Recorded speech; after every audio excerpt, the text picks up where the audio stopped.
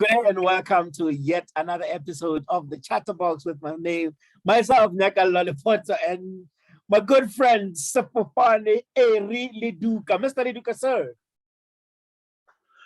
Hey, very good afternoon to you, Nyaks, and that's good to be back, man. I couldn't wait for this. It's always very exciting to connect with you and connect with our, supporters. I call them supporters. I don't like calling people fans. I call them supporters because they are the ones who are supporting us. They've become our support structure. And how's the weather on your side, Nyaks? It is sweltering hot in Johannesburg. No, it's overcast here. It's getting. I'm wearing like this, so it's not it's not as hot as it was the last time. I see. No, lucky you guys. I mean, I just came back from the mall and I had to, take out everything that I was wearing. Hence, you see me now, huffing and puffing, trying to, compose myself. Yeah, but it's all good, Nyaks. You live close to Cresta. Not very far from Cresta. Yeah, I think about, I'll say 10 minutes drive or so. Yeah, not very far. Oh, wow. I lived those sides for a very long time when I was in Joburg. I mean, I studied at UJ before it became UJ. So I used to shop at Randse Universiteit van Suid-Afrika. Randse Afrikaanse Universiteit. Way back when, man. Oh my goodness. Universiteit van Suid-Afrika. Van Suid-Afrika. Yeah. Man, those were the days. Yeah. Yeah. So do you wanna maybe introduce the topic today, what we're talking about, stuff? All right, Nyaks. Well, you themed it nicely last time we talked. Remember, I had to say that whatever it is that we discussed, when you put it so nicely together, but I'll say it has become a constant thing. In fact, we talked about it, I think, last time. I think it has now spilled into this weekend, but more on a larger scale. I'll say last week we talked about it on a smaller scale, but now on a larger scale. And we're also going to be touching on, I think, the economy as a whole. But I would like you to, just introduce it the way you did, Nyaks. I really love the way you packaged it for us last time. Hence, I did say to you when I gave you that note, I said, "Hey, Nyaks, you are an intellect of note, my friend." All right. Flattery will get you everywhere. Yeah. So before you bother me even more, marinate me even more, let me introduce it.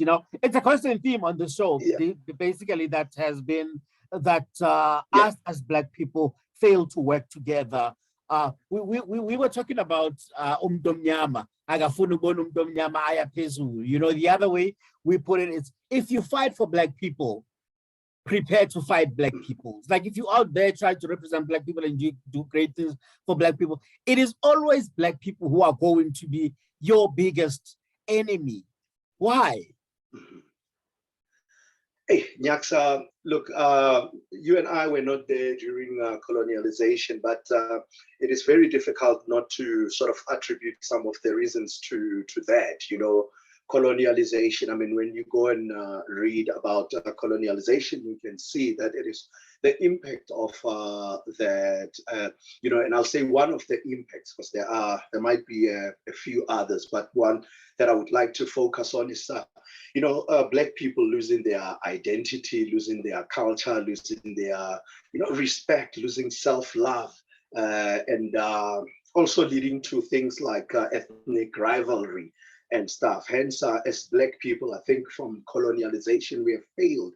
And although we are trying, but have failed to completely come back, recoup and work as one. We did talk about it last week. I said it has become it has not been easy.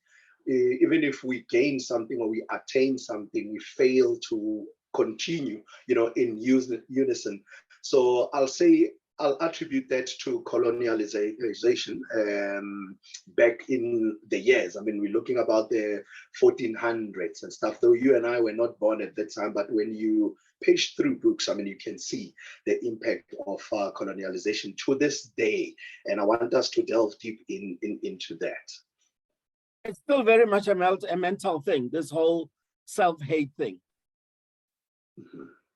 It is a mental thing, because I often say, Nyaks, it becomes very difficult, even when you emancipate a Black person. What the Black person will then go and do is they will then, oppress themselves. I mean, if I say, Nyaks, look, you don't have to fight for your freedom anymore. You've got your freedom now. Do with it whatever you want to do. You are going to go now and oppress your own. And when I say your own, when you look at another Black man, personally, one thing that I have sort of instilled in myself, and something that I consistently remind myself of, is when I see a Black brother, I see myself. So if I treat a Black brother in a manner that is not acceptable, it means I am doing the same to myself. If I insult a Black brother, I am insulting myself. So it is that time where we need to, get together and work together as Black people. The youth of 1976 fought against oppression, but today, the youth of 1976 is oppressing the youth of 2023. How do you feel about that? Did you lose me there, Bix? The youth of 1976. Okay, yeah, let me repeat that. The youth of 1976 fought against white oppression, but today, the youth of 1976 is oppressing the youth of 2023. How do you feel? Now, that is true. That is why I said, if you look at the pattern from way back, Nyaks, it seems like as Black people, we often fight for something, but once we attain it, instead of now sharing in whatever it is, the freedoms, the gains that we have now fought for, we oppress each other. It seems like we go back, we regress to that stage. We are so used to being, on that end, that the receiving end, where we are always oppressed. It's not easy. Back in, I often look at even in the townships where we come from. Economic emancipation is there. You can see that people, Nyaks, that are trying so hard. When you look at a township like Kwakwa, when I look at Kwakwa, normally when I visit Kwakwa, I see a lot of people that are trying so hard. There are businesses that are emerging, and spaces that never used to be occupied, or some that were just occupied by debt, are now being utilized for business purposes. But also, even during that, you still have people with that mentality that, do these people think they are better? Why? Business, and people start criticizing those kinds of businesses. I looked at a Facebook post not so long ago with so much dismay, where a young lady was complaining about an event, I think, that took place in somewhere around Kwakwa. There's a place, I think, called where they normally have an event called the Farmers Market. And there was this huge hullabaloo about, I think, the treatment. I'm not sure what had gone on, but I understand that there might have been some mishaps there and there during the course of the event.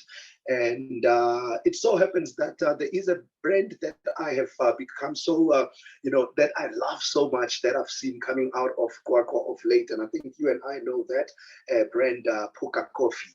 And which started at someone's backyard and now is becoming a very big brand that is recognizable. I think in the next 2-3 years, we are going to see them all over South Africa. A big and a good brand from Kwakwa, being tainted by some of the things that happened at that event. And I'm great to say that management came out and addressed those issues with all due respect to all the people involved, and those that felt that they were unfairly treated. But still, someone would still go on and write whatever it is that they could write to try and taint the image of a business that needs our support as Black people. So we do business with white businesses, right? I mean, we shop at your Woolies, we shop at your ShopRites and your Spare, your Spa, and all of those shops, right? And they don't always give us the best service. Ne? Exactly. The manner in which we complain when it's a black business is different to the manner in which we complain when it's a white business. Why? You know, there is also something that I do not know. I wish I could, if possible, just go to each and every black person and say, this thing of just thinking good things should come to an end. For example, if you employ me, for example, business, instead of being happy that my fellow brother employed me and refer to you as my fellow black brother who employed me,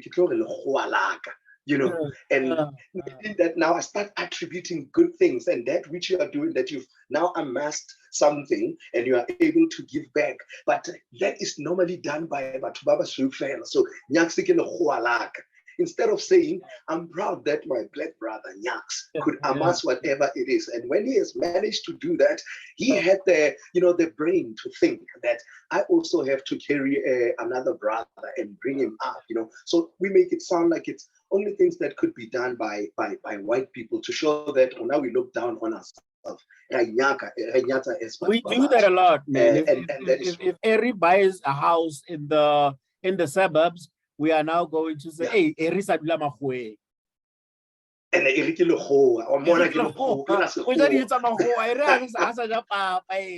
we just shower.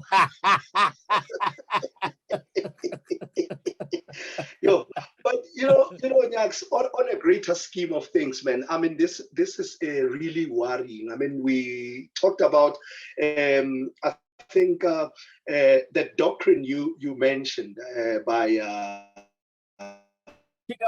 what's his name again? If you can just remind me of the name, the spider web. Yes. And if you look at how other, I'll say races actually live, we mentioned the Jews, not so, I think last discussion, but look at Asians. He is of a belief that if black people could adopt that, doctrine of saying, let us start things within our communities, grow them and keep them within the community so that, people can benefit within the communities, trap them here like a spider web would actually trap flies, keep them here, make sure that everything runs within the community. We're not saying don't get involved with other people, do so, but make sure that the economy runs and stays within, our borders. So that is what happens with, other races. We've seen a lot of them coming into our country over the past few years and being very successful in our country. And you ask yourself, what system are they using that we cannot use to make sure that we grow? I mean, if Nyaks builds a business or starts a business in the same street, am I also going to start the same kind of business that Nyaks has started? Why don't I look at something that I can start which will complement Nyaks's business so that we can grow and make sure that we have the same customers coming to us, and we keep the money, and we also give back to the same community because they are the ones that are supporting our businesses. And it's quite sad. I've been in business for a while myself. I started a few businesses. I did a laundromat at some point, and I will tell you one thing, right? I have never had a friend who became a customer. I have never had a neighbor who became a customer. I've never had a family member who became a customer. I've always had customers who became friends, customers who became neighbors, customers who became family. Your neighbors will never buy from you when you're black. I'm telling that for a fact. It will always be people coming from outside, calling you, looking for direction. Why is it so that, the people from your own street are not buying from you? Hey, now I don't know why it's like how we pick up our own, you know. I wish I were there during that time, Nyaks. I think I was going to be your big, I'm telling you, customer. It's just that unfortunately, I think at that time I was still in Devon. So if I was still at home back then, I promise you I would have been one of your customers. But talking about that, Nyaks, it's the same. You know, I had a discussion with one of my friends. And also my brother, you know, to say normally the reason why you see people leaving their own townships to start businesses or their careers elsewhere, it's the same reason that you have mentioned that let's say you started to become a medical doctor and you are going to work in your own township where you grew up. I don't know. There is this a sense that you know what people don't believe in you, of you not being capable of being a medical doctor. I know two people that actually fought and it nearly became a physical, where one said, "Hey, when you are my friend, but as a medical doctor, I don't trust that I wouldn't come to you, you know, as a medical doctor, although you are my friend." And it became a question of why, you know, why I don't trust black doctors, you know. And this is a black guy telling this to another black guy and who's a doctor. But funny, the same guy is an electrical, I think something, he does something in electricity, was hired by the same doctor to fix But something in that the he house. doesn't trust. So maybe we should You get know, like white electricians to come and do our yeah, electricity in the township, because we don't trust the black electricians. that's the thing about and then on a greater scheme of things, another thing that I'm looking at, Yaks, which I know that sometimes you know, our meetings are short.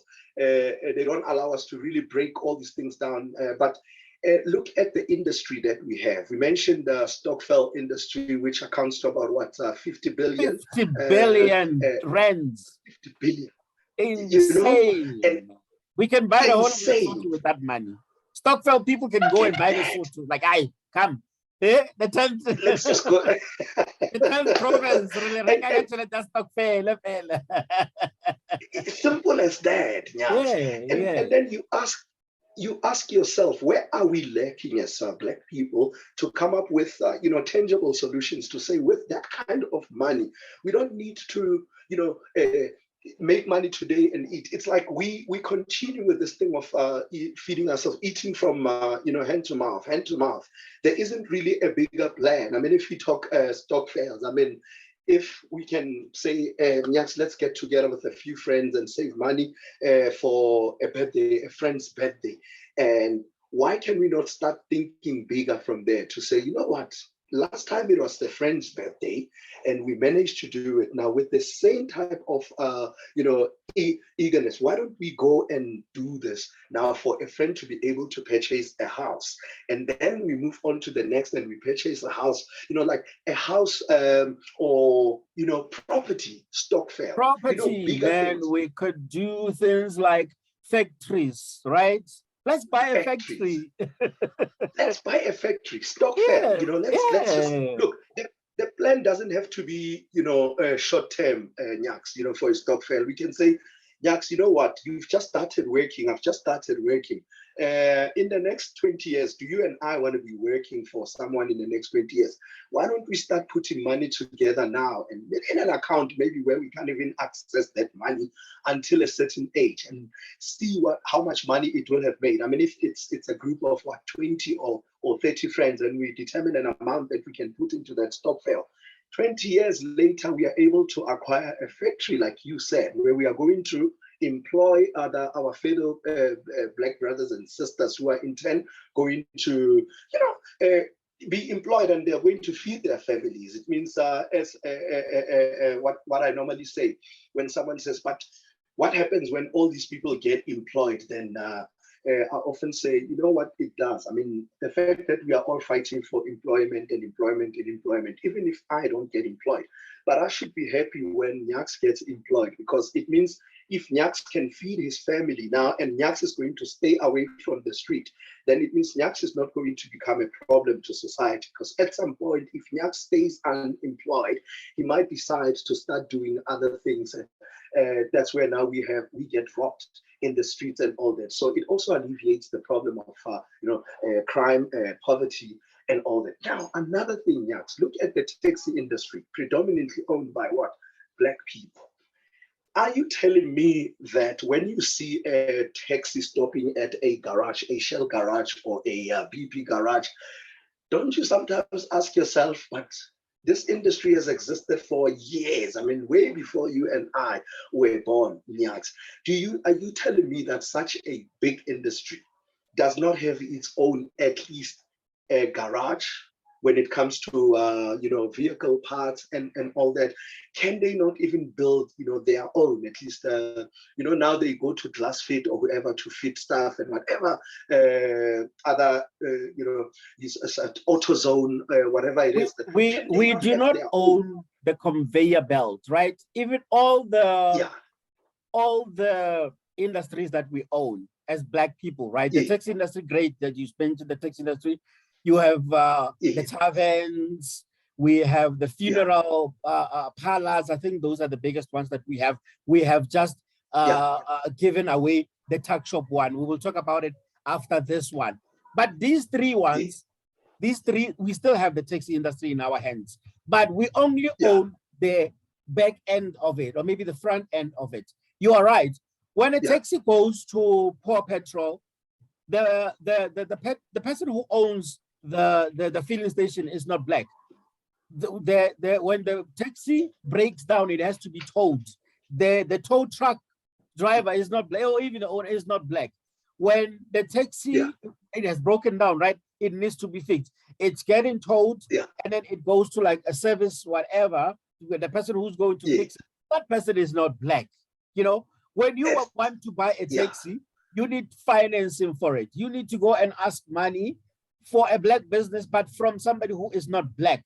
You know what I mean? When you go and you buy a taxi, now you are going to a dealership.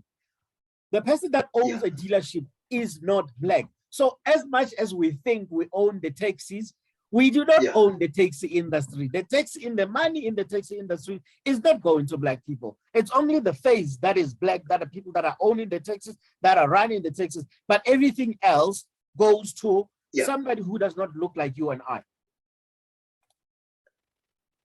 That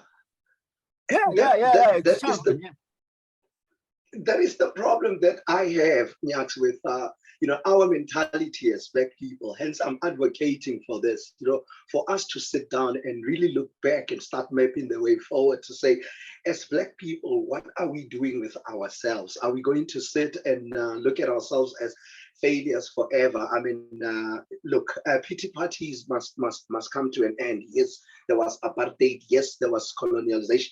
But now it is that time, because if you and I, Nyaks, especially and I'm scared to say this because every time I say it, I feel like I'll be empowering someone else to say, if this generation of ours now, if we do not do anything, and I'm talking about the world over, as Black people, if we do not do anything about the current state of affairs, I'm afraid there'll be no coming back for a Black person. Because I don't think the generation after will understand things the way we do, because we understand most things now as, I'll say we were the hybrid, we sort of saw the bad side, and then when things started changing, now we know exactly where we want to move. We're not necessarily there, but we can start steering things that direction. But with the way things are going now in South Africa and the focus by the youth right now, I'm not sure if we are headed the right direction, because I don't think we think the same way. I don't think we see things the same way. If we could all have that mentality to say, you know what, we are going to sacrifice a certain amount of time to try and get to where we want. And at some point we can relax so that we can watch our kids grow in an environment that we want as Black people. Because if we don't do anything now, I'm afraid there will be no coming back, Nyaks. The Pakistanis, the Bangladeshis, the Somalians, and the Ethiopians killed our tuck shop businesses within 10 years. Within 10 years, these guys came in and they wiped it. Everywhere you go in South Africa, man, it's like, even you guys also have these people here. You know, how did we let this happen?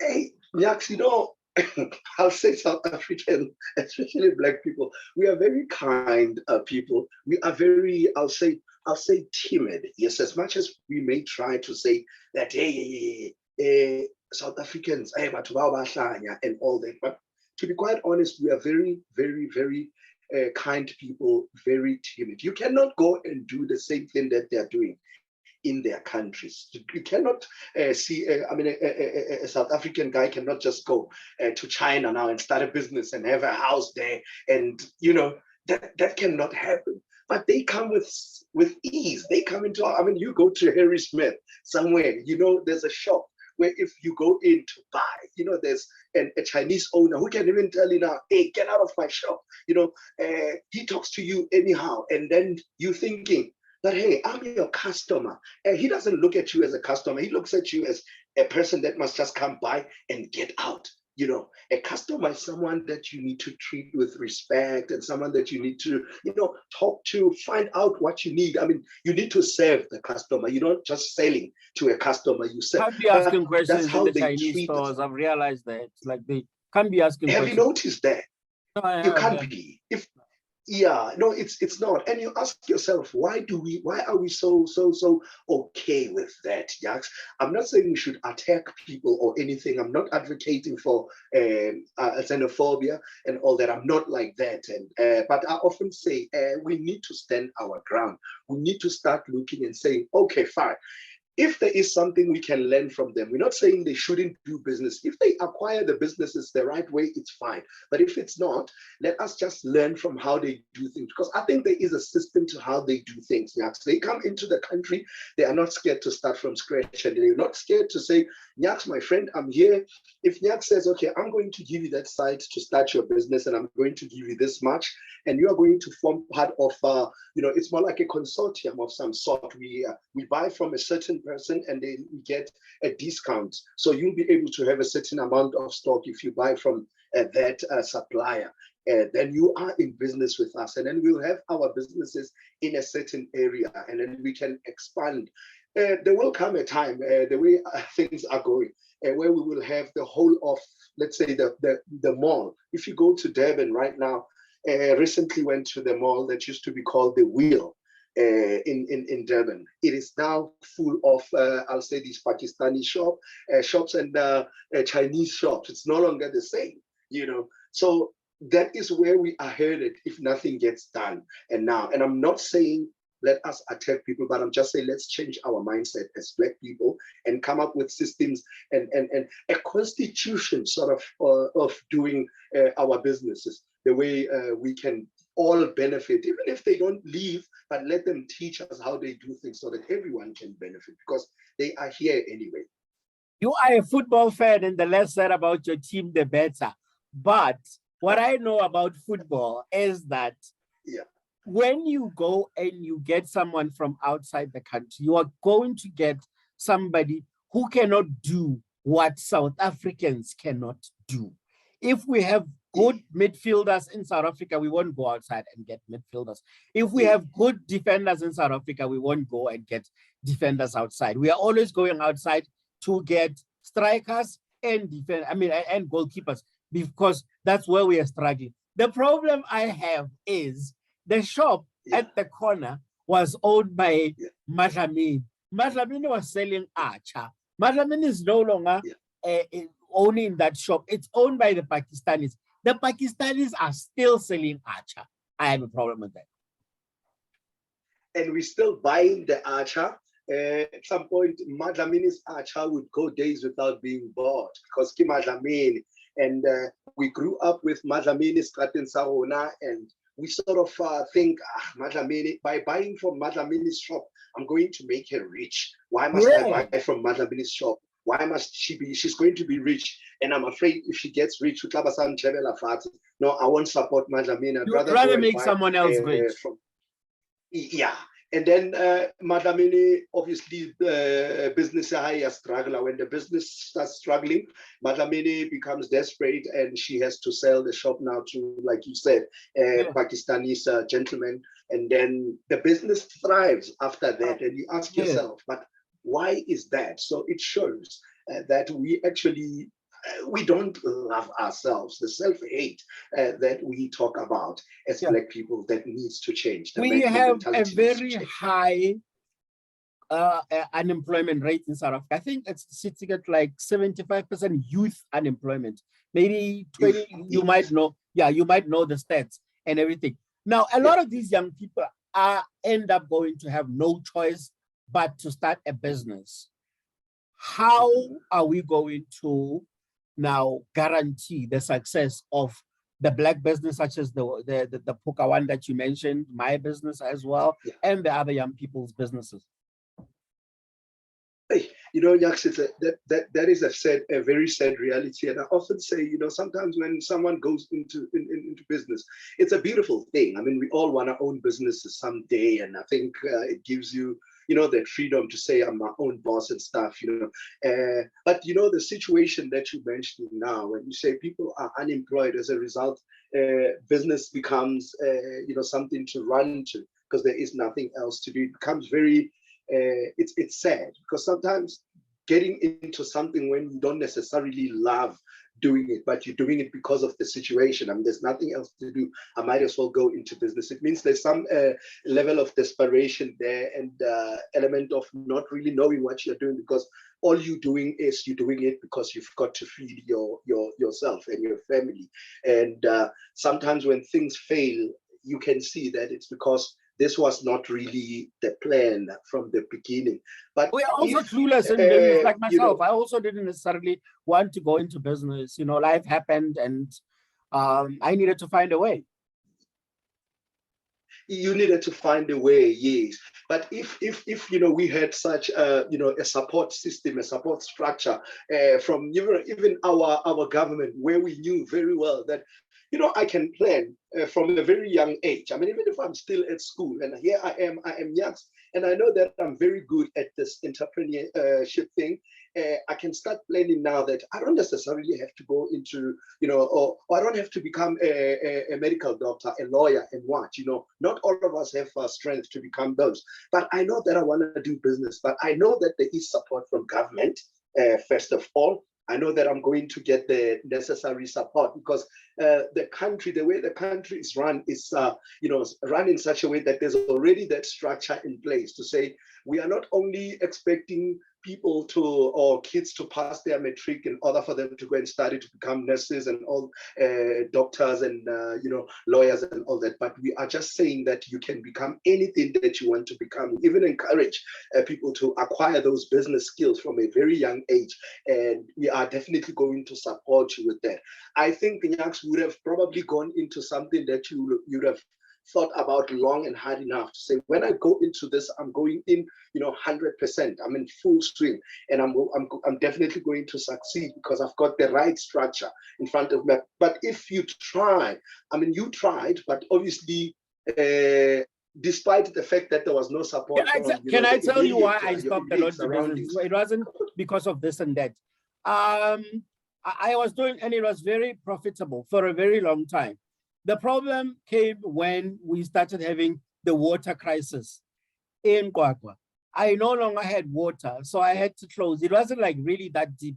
And maybe it lends itself to one of the stuff that you have said, that how can the government actually help us? Because that's, I mean, if you're a business person, you're going to start a business, and some will work, some will not work. I'm not angry, I'm not mad, but it was directly because we no longer had water. I was using water. I had to close my doors to cut my losses. Anyway, we are going to touch on this in some other future. We no longer have time. Give us your social media plugs so that people can get in touch with you.